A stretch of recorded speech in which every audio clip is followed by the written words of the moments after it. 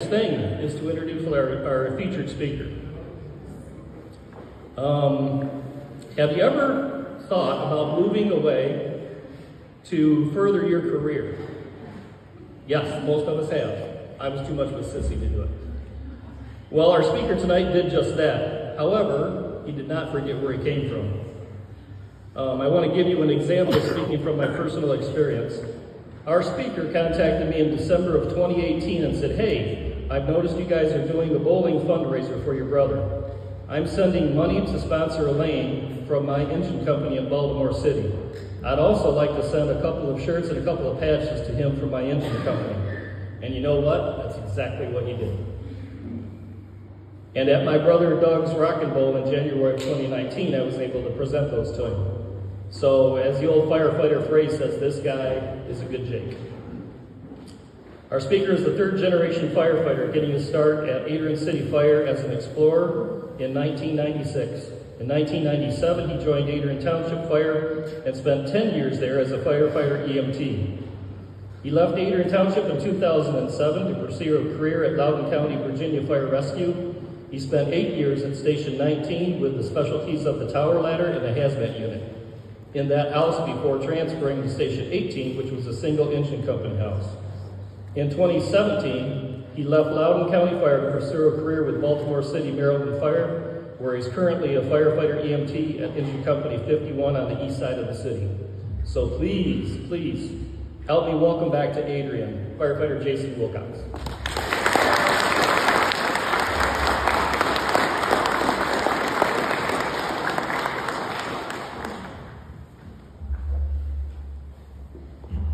Good evening.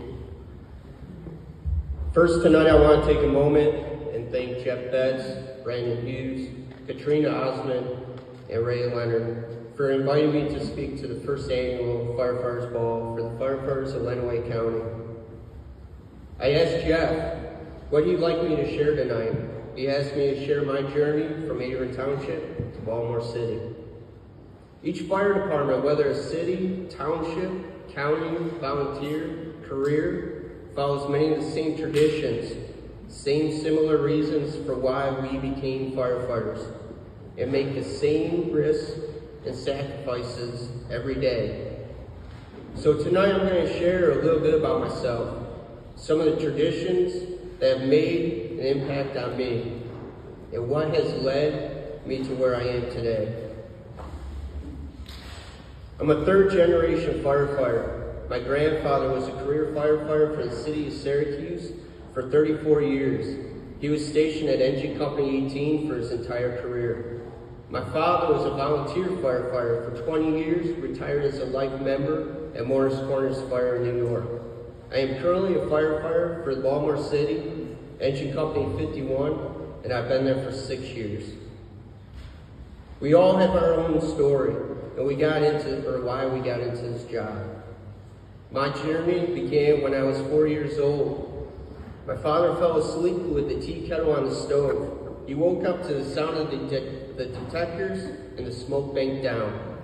As he rushed us all out of the house, I believe this was a test between my brother and I to see which one of us would have became a smoke eater.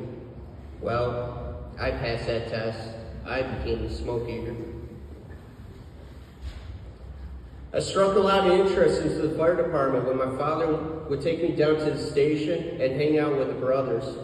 I was amazed at all the gear hanging in lockers, the smoke-stained helmets, and all the past and present pictures hanging on the walls. In 1992, my father transferred from the GM plant in Syracuse, New York, and was relocated to the GM plant here in Adrian. My dream of being in the same department with him ended. But my goal of being on the job didn't leave me. In 1996, the City of Adrian City Fire Department was beginning a new Explore program. I decided to sign up. All the same feelings came back when I walked in the station. The gear hanging up, the pictures on the wall, the smell of diesel, and unfortunately, the yellow fire trucks. But I didn't hold that against them. At the end of '97, I decided to apply for Adrian Township Fire Department. I got the phone call the following spring that I was voted in as probationary firefighter. I still remember that day. I raised my hand in front of the town board and became a part of the Brotherhood. My 26-year career started that day. I couldn't wait to start my own journey. I took all the required classes and became a firefighter EMT with the township. During my 10-year career with the township, I felt like we had a small, tight group of firefighters, some senior guys with a lot of experience, and some of the newer generation just getting started. I remember my first fire with the township. It was a small Cape Cod house on Curtis Road. I was riding the second arriving engine. I was fumbling with my mask on the front lawn, trying to slow down my adrenaline. Finally getting everything buttoned up, we pulled another line to back up the first crew. Not knowing what to expect, not knowing if I was doing everything correctly. We got the fire knocked, and this first fire confirmed for me that I wanted to do this as a career. I had a chance to go to what many of us call the big one for Lenawee County. It was the downtown fire. All Lenawee County was there to see. Everyone working together, chasing fire in multiple buildings, pulling ceilings, forcing doors. I got some great experience that night. That incident lasted all night. I remember sleeping on the sidewalk behind the city's new tower and the old city tower that was bought by Morenci Fire. I had some amazing times with the township. The annual trip to Charlie's cabin was something I look forward to every year. All the guys sat around sharing stories about the past and present fires. We ran, drinking beers, and the special appearance of the dork, and we all know who that was. It was my job to go around and make sure the older guys were tucked into bed. Whether it was standing next to another firefighter on a job or spending time together at a golf outing or riding a party bus to the annual fire muster swap meets in Jackson, I consider my fellow firefighters more than co-workers, more than friends. We were family. As much as I love working on Adrian Township's fire department, I knew that if I wanted to do this as a career, I would most likely have to leave Lenawee County. I knew I would need to move my family. That wasn't going to be easy. The fire service is very competitive. I applied all over Detroit, Bowling Green, Kentucky, Fairfax County, Gary, Indiana. A couple of us were invited to take the Detroit test. We drove up together. Just before the test, a chief walked into the room and informed us they weren't going to actually hire any of us, so it was back to the drawing board. Eventually, my old childhood friend from Syracuse called me one day, saying he just got hired from Loudoun County Fire and Rescue. My first question was, where the heck is that? He informed me it was in Virginia, about 30 miles outside of Washington, D.C., and it's a fast and growing fire department. I applied, I got hired. The scariest thing was moving my wife and 2 young daughters to an area where we had no ties and no support system. But my dear, smart, beautiful, charming, funny, sexy wife, wait, I didn't write that. She was, and still is, committed to me to go after my dreams. So in 2007, we moved to Loudoun County. I started my career. I had to complete a 6-month military structure fire academy. That consisted 5 days a week, 10-hour days, daily PT, uniform inspections at lineup, passing quizzes and tests daily, and the stress I put on myself not to fail since I just moved my family to the East Coast for a job of a lifetime. In the academy, you learn to lean on your brothers and sisters that are going through the same experience to keep pushing you through, and you do the same for them. That's where the brotherhood bond gets stronger. I'm sure all of us in this room tonight have experienced that at some point in your career. On December 31st, 2007, Loudoun County Fire and Rescue lost one of their own. On his way to work, Lieutenant Alex Keeper's vehicle slid on the ice and was struck by an oncoming tractor trailer. resulting in his death. I didn't personally know Lieutenant Alex Keeper, but that was my first experience with a departmental death. Since I was still a recruit in the academy, we detailed all the top brass's vehicles and helped logistics make sure all department employees had everything they needed for their Class A uniforms. When the day came to bury one of our own, it was a cold, rainy day, and you could feel the emotions in the brothers and sisters. I felt like a part of the department at that point. Nobody cared that I was a recruit. We were standing side by side as brothers and sisters to support each one of us on that cold, rainy morning. March of 2008, I finally graduated from the academy. It was a great day. I had my father and my firstborn daughter on stage with me to pin my badge on my uniform. My family was in the auditorium cheering me on and my new assignment in hand. I'd be going to Station 19, Dulles South, a specialized hazmat station. My new crew came to my graduation to support me and introduce themselves. They handed me my rookie book, and the lieutenant informed me to enjoy this moment tonight and be ready to get to business when I came to work on my first day. My first day on the job, I quickly realized the traditions of being the probie. That means I pretty much do everything. The house cleaning, especially the toilets, making meals, and for God's sakes, don't forget to make the coffee first thing. The rookie book took about 6 months to complete. More quizzes, tests, and practical evolutions. Before long, I was no longer the new guy. I was mentoring new probies while helping them get through their rookie books.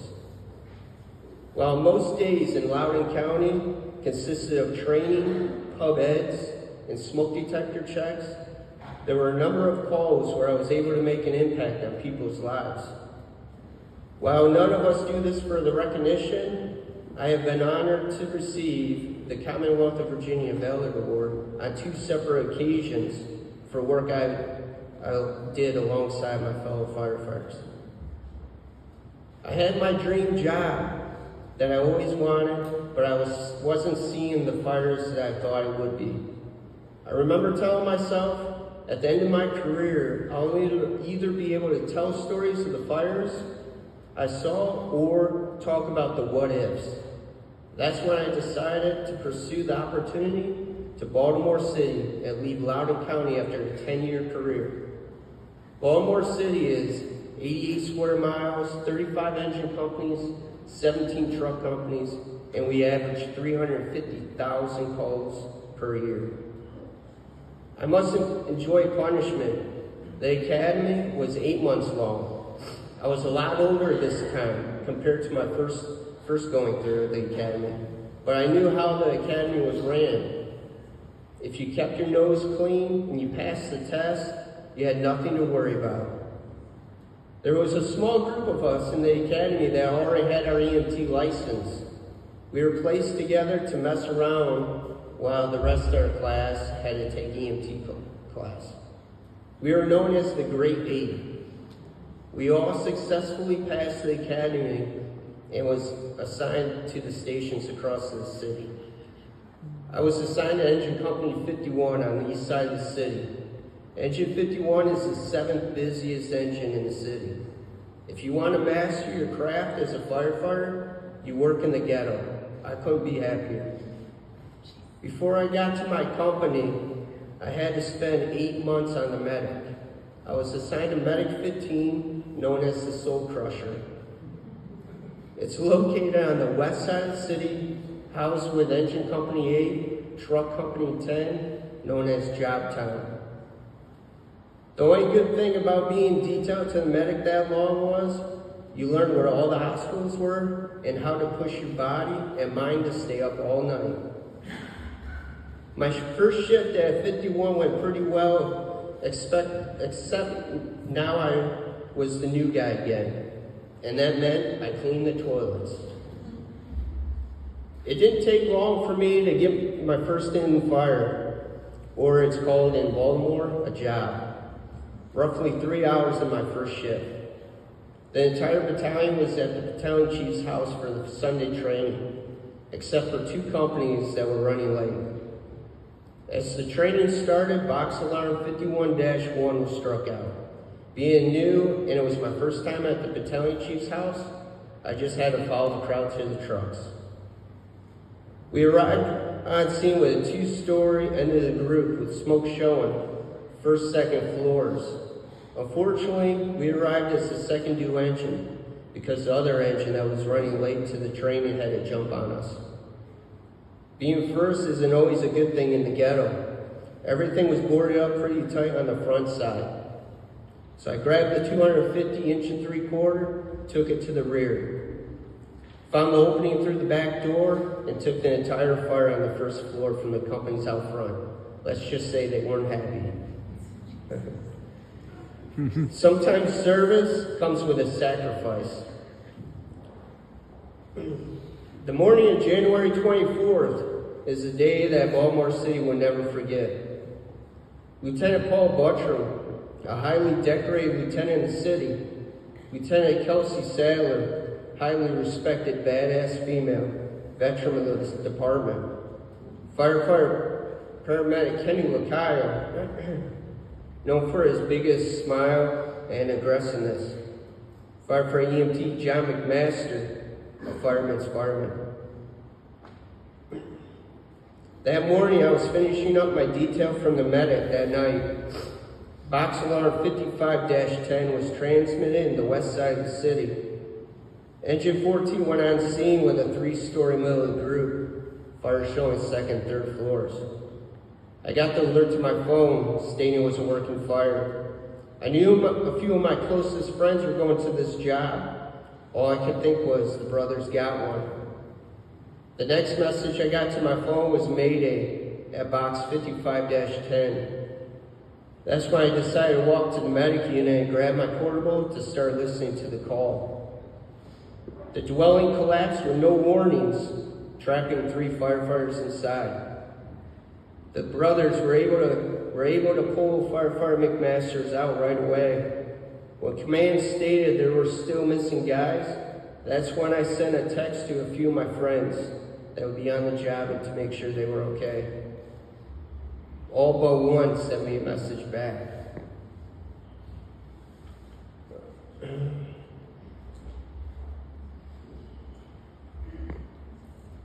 His name was Kenny Lacayo.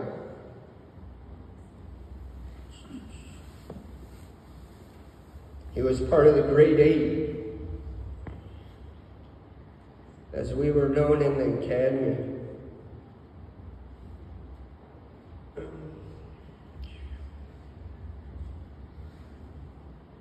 Sorry. He would always call me Grandpa in the academy because I was one of the oldest guys in our class. Kenny lived just outside of my first due and would occasionally stop by just to bust my chops. About 2 weeks prior to January 24th, Kenny and I ran into each other at work. Kenny just got his transfer from engine 58 to engine 14. He waited over a year to get that transfer, and it finally happened during the middle of fire season. He had the biggest smile on his face, and he couldn't stop bragging on how many more jobs he'd be going to than me.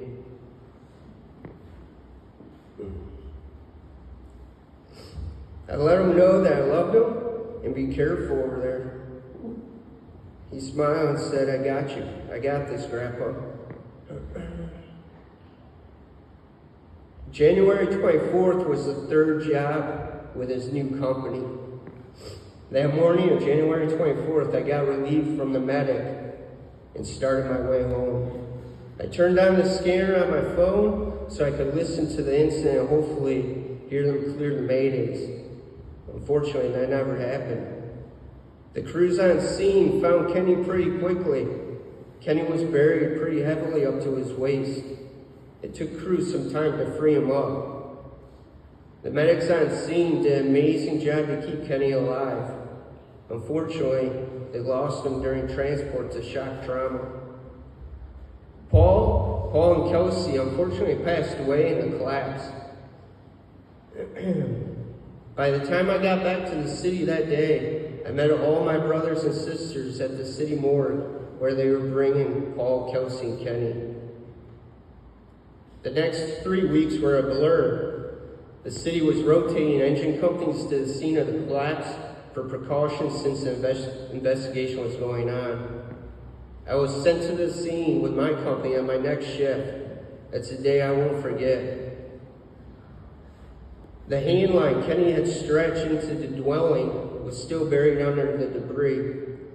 I stood in front of the dwelling, trying to think what Kenny was thinking. He was probably trying to make a push, since there was reported people trapped. I said a small prayer for the 3 we lost, turned around, and sat on the front bumper of the engine, waiting for our detail to be over with. In just the past few years, I've lost a lot of my brothers and sisters, from the line of duty deaths, non-line of duty accidents, into suicide. Remember, what we see in this line of work is not normal. Please, if you need to talk to somebody, please reach out for that assistance. The following names are the brothers and sisters that have been lost the last few years. Lieutenant Paul Buttram, Truck Company 23. Lieutenant Kelsey Sadler, Engine Company 14. Firefighter Paramedic Kenny Lacayo, Engine Company 14. Captain Anthony Workman, Truck Company 18. Firefighter EMT Juan Wilson, Engine Company 53. Firefighter EMT Preston Coddington, Truck Company 12. Firefighter Paramedic Lori Underwood, Engine Company 51. Firefighter EMT Steve Mergen, Rescue Company 1. Firefighter EMT James Arter, Loudoun County Fire and Rescue, Engine Company 22. We experience a lot of loss in this field, and each of us risk our lives just by showing up to work.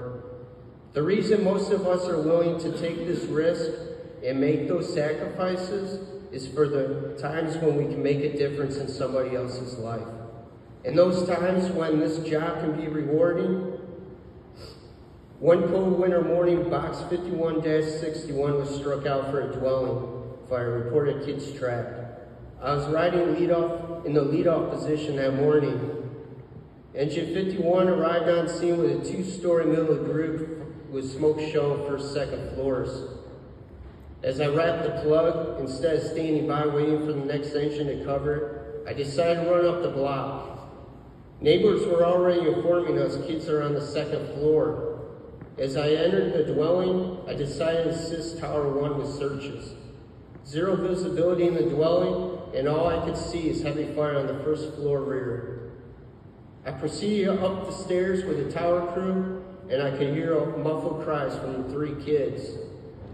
Tower 1 crew located the kids, and I was able to assist their crew finding their way out of the dwelling. We don't always get such a positive outcome, but it is in moments like this that make the tough times worth it.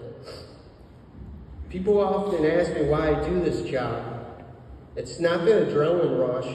I get taking control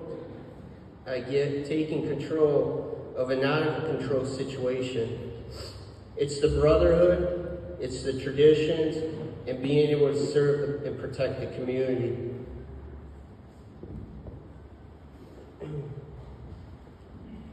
So if we all could grab a glass for a toast to our fallen brothers and sisters, not to mourn their loss, but to celebrate their lives, not to say goodbye, but to say until we meet again.